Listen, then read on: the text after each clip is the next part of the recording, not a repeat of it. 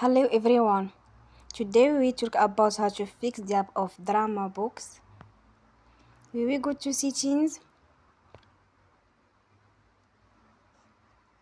Then we click on apps.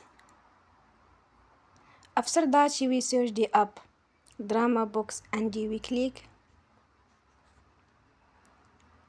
They will on for stop. After that we go to storage. Then we click on clear cache.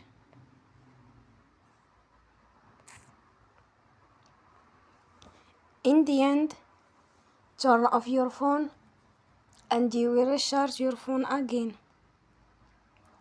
Don't forget to support us by like and subscribe. See you next time and thank you for watching.